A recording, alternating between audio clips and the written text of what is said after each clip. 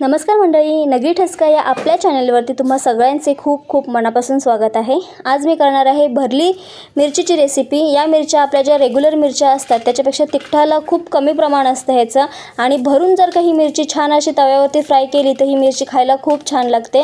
तुम्ही ही मिरची वरण भातासोबत सुद्धा खाऊ शकता, चपाती, फुलके किंवा तुम्ही भाकरीसोबत सुद्धा ही मिरची एन्जॉय करू शकता।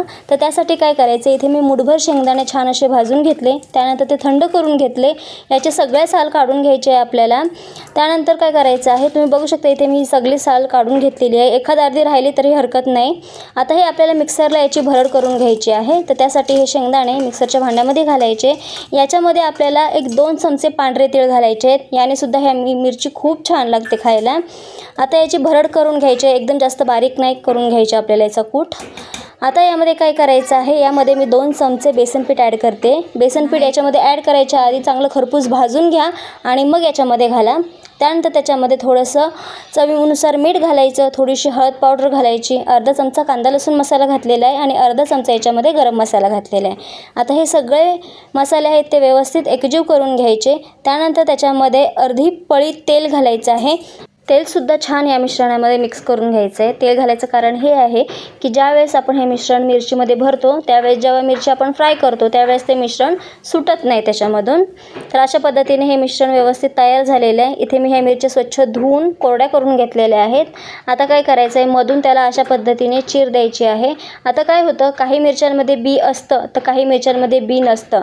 आता तसंच या मिरचीमध्ये अजिबात बी नव्हतं जेव्हा मी ही मिरची फोडून बघितली।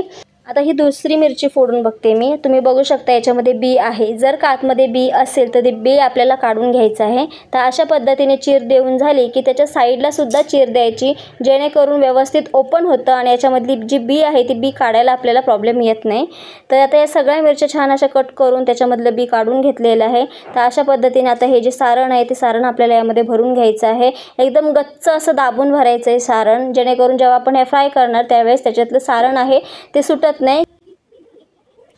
सगळ्या मिरच्या मी तव्यावरती फ्राय करून घेणार आहे। तुम्हाला हवं तर तुम्ही कढईमध्ये किंवा एखादं पसरट भांडं असेल त्याच्यामध्ये सुद्धा फ्राय करू शकता, पण तव्यावरती फ्राय केला तर छान अशा खरपूस एकसारख्या सगळीकडून छान अशा फ्राय होतात। तर त्याच्यावरती मी 1 पळीभर तेल घातलं, तेल चांगलं गरम झालं, त्यानंतर त्याच्यावरती सगळ्या मिरच्या सोडून घेतलेल्या आहेत। आता या मिरच्या आपल्याला छान दोन्ही साईडनी खरपूस होईपर्यंत भाजून घ्यायच्या आहेत। मिरच्या घालून झाले की मग काय करायचं आहे, झाकण ठेवायचं आणि एक 10 मिनिटांसाठी लो फ्लेमवरती या मिरच्या शिजवून घ्यायच्या आहेत। मिरची शिजायला अजिबात वेळ लागत नाही। झाकण ठेवलं की जे वाफ तयार होते त्या वाफावरती एकदम इझिली अशा ह्या मिरच्या व्यवस्थित अशा फ्राय होतात। आता एक साईड आपल्याला ही खालची फ्राय करून झालेली आहे। तर अशा पद्धतीने आता आपल्याला ह्या दोन्ही साईडनी या मिरच्या छान अशा फ्राय करून घ्यायच्या आहेत। पुन्हा एकदा झाकण ठेवून छान असं ह्या वाफवून घेतलेल्या आहेत आणि छान अशा खरपूस होईपर्यंत दोन्ही साईडनी या मिरच्या फ्राय झालेल्या आहेत। आता जे उरलेलं सारण होतं ते सारण यावरती घालून घ्यायचं, व्यवस्थित मिक्स करून घ्यायचं आणि छान असं एक 5 ते 7 मिनिटांसाठी हे जे सारण आहे ते सुद्धा चांगलं खरपूस होईपर्यंत